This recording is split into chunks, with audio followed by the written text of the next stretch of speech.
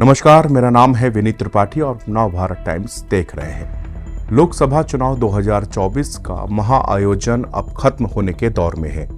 हर किसी को इंतजार है 4 जून का, जब चुनाव आयोग मतगणना के बाद नतीजों का ऐलान करेगा। सबके मन में ऊहापोह चल रही है कि आखिरकार सरकार किसकी बनेगी। क्या भाजपा लगातार तीसरी बार सरकार बना पाएगी या फिर इंडिया गठबंधन इस बार बाजी मारेगा। मगर उससे पहले हर किसी को एग्जिट पोल का भी इंतजार रहता ही है, क्योंकि ये एग्जिट पोल आम आदमी के अनुमान और बहस को एक नई दिशा देते हैं। आइए जानते हैं कि एग्जिट पोल्स क्या होते हैं, इनके अनुमान कितने सटीक बैठते हैं और इनका पिछले लोकसभा चुनावों में अनुमानों का क्या इतिहास रहा है। इस बार 18वीं लोकसभा के लिए आम चुनाव कराए गए हैं। ये चुनाव 1 जून को शाम 6 बजे खत्म हो जाएंगे। मतदान कर चुके वोटरों से उनके पसंदीदा प्रत्याशियों या पार्टियों के बारे में जानकारी जुटाना ही एग्जिट पोल कहा जाता है। इससे चुनाव के बाद देश के सियासी मिजाज को समझने में मदद मिलती है। चुनाव नतीजों से पहले एग्जिट पोल के अनुमान का बाजार पर असर भी पड़ता है। वोटरों से पूछने के पीछे यह माना जाता है कि वोटर ही सटीक रूप से यह बता सकते हैं कि देश में किसकी सरकार बन रही है। सरकार कभी कोई एग्जिट पोल नहीं कराती है, इसे केवल प्राइवेट एजेंसियां ही करती हैं। वही ओपिनियन पोल्स मतदान से पहले कराए जाते हैं और लोगों की राय जानी जाती है। यह वोटर्स के चुनावी रुझान को जानने की कोशिश भर होती है। भारत में पहली बार 1957 में एग्जिट पोल तब आए थे जब Indian institute of public opinion ने देश में दूसरी लोकसभा चुनाव को लेकर सर्वे किया था। उस वक्त जवाहरलाल नेहरू की सरकार थी। पहला बड़ा मीडिया सर्वे 1980 के दशक में हुआ, जिसे इलेक्शन स्टडीज में माहिर प्रणव राय ने डेविड बटलर के साथ में मिलकर किया था। बाद में दोनों की किताब I the कंपेंडियन of Indian elections 1996 में सरकारी टीवी चैनल दूरदर्शन में centre for the study of development society यानी CSDS को भारत में एग्जिट पोल कराने को कहा था। तभी से रेगुलर ऐसे ओपिनियन सर्वे कराए जाते हैं, जिसमें कई संगठन और निजी टीवी चैनल्स भी शामिल रहते हैं। लोकसभा चुनाव के आखिरी बूथ पर वोटिंग जब खत्म हो जाती है तो उसके आधे घंटे बाद यानी कि 30 मिनट बाद से ही एग्जिट पोल जारी किए जाते हैं। ये ओपिनियन सर्वे कई संगठन निजी चैनल्स मिलकर करते हैं। इसमें वोटर से यही पूछा जाता है कि उन्होंने किस पार्टी या उम्मीदवार को वोट दिया है। एग्जिट पोल का मकसद चुनावों के रुझानों के बारे में जानकारी देना है। दरअसल एग्जिट पोल्स आम आदमी के सेंटीमेंट को भी दर्शाते हैं। एग्जिट पोल को लेकर क्या नियम है और उसके लिए कानून क्या कहता है, इसके लिए जनप्रतिनिधित्व अधिनियम 1951 की धारा 126A के अनुसार चुनाव के दौरान कोई व्यक्ति किसी तरह का एग्जिट पोल ना तो करा सकता है और ना ही उसे प्रिंट, इलेक्ट्रॉनिक मीडिया या दूसरे माध्यमों के जरिए प्रकाशित कर सकता है। इस अवधि के दौरान किसी एग्जिट पोल के बारे में चुनाव आयोग संज्ञान लेगा। वोटिंग खत्म होने के 30 मिनट के बाद ही एग्जिट पोल सामने आ सकते हैं, यानी 1 जून को शाम 6 बजे तक वोटिंग होनी है। उसके बाद 6:30 बजे ही एग्जिट पोल के अनुमान आने शुरू हो जाएंगे। नियमों का उल्लंघन करने पर 2 साल तक की जेल हो सकती है। जन प्रतिनिधित्व कानून 1951 के सेक्शन 126A का अगर कोई व्यक्ति उल्लंघन करता है तो उसे 2 साल तक की जेल की सजा या जुर्माना या दोनों दंड हो सकते हैं। 44 दिन तक चले इस बार के लोकसभा चुनाव के नतीजों की गणना 4 जून को होनी है।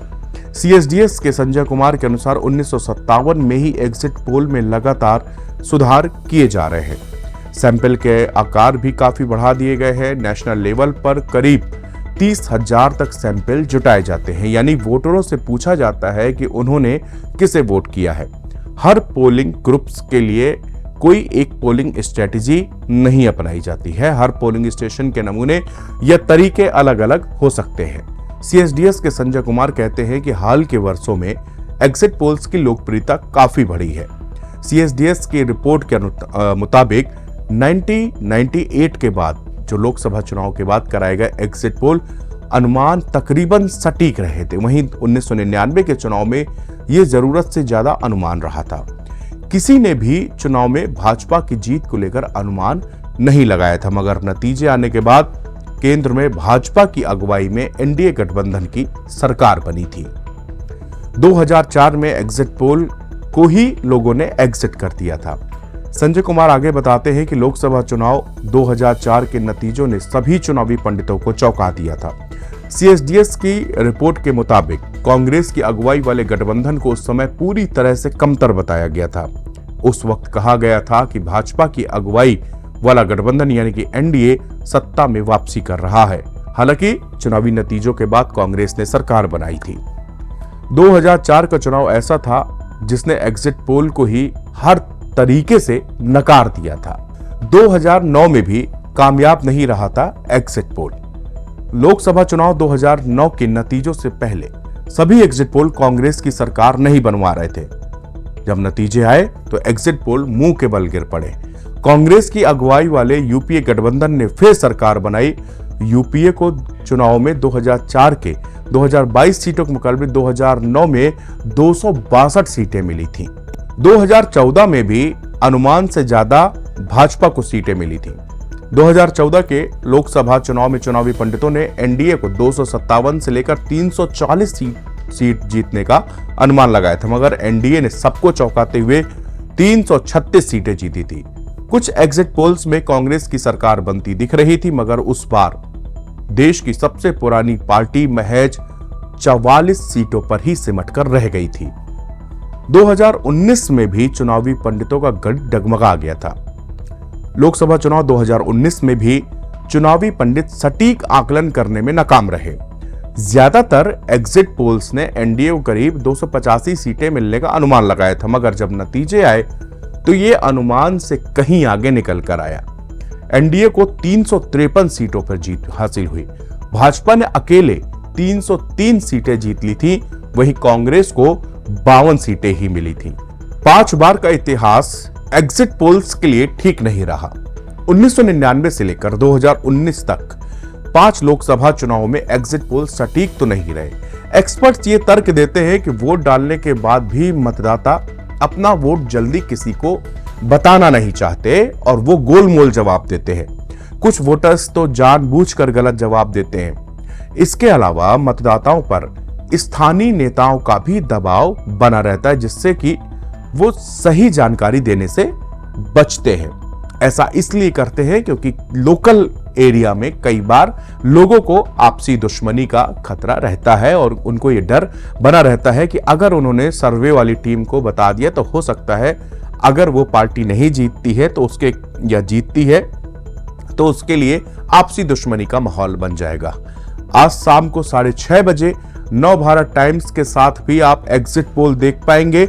यहां पर हम सभी एजेंसियां किसकी सरकार बना रही, इस बार कांटे की टक्कर में एनडीए बाजी मार रहा है या फिर इंडिया गठबंधन की सरकार बनेगी।